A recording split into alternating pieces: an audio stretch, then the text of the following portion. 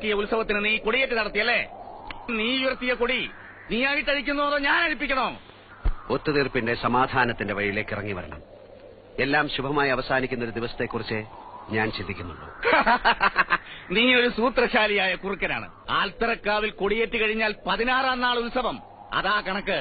കൊടിയേറ്റ് കഴിഞ്ഞാൽ ഉത്സവം നടക്കണം, നടന്നേ തീരൂ. നിനക്കറിയാൻ നടക്കില്ലെന്ന്. കുളപ്പുള്ളിയറയിലെ തിരുവാഭരണങ്ങൾ പുഴക്കരയിലെ വട്ടത്തറയിൽ ഞങ്ങൾ കൊണ്ടുവന്ന് തരണ്ടേ? പ്രളയം വന്ന് സർവ്വതും നശിച്ചാലും നിനക്കറിയാം അത് സംഭവിക്കില്ലെന്ന്. പോടാ, കണക്ക് പുറത്ത്. താൻ ആരാടോ? നാട്ടുരാജാവോ? തന്റെ ഈ കളരിയും മർമ്മവിദ്യയും തരികയുടെ നമ്പറുമെല്ലാം ചെലവാവും ഇവിടുത്തെ പാവം ജനങ്ങളുടെ അടുത്ത്. ഇത് ആള് വേറെയാ. കളി ഒരുപാട് കണ്ടവനാ ഞാൻ.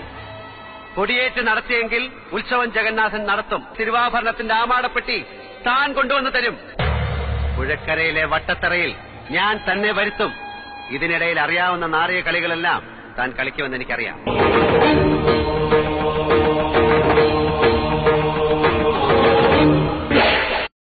ഇനിയിപ്പോൾ ആ തിരുവാഭരണ പെട്ടി, അതായത് DGPയുടെ ചെങ്കോലും കിരീടവും അങ്ങോട്ട് കൊടുക്കുക എന്നത് മാത്രമാണ് പിണറായിയുടെ മുന്നിലുള്ള ഏക വഴി.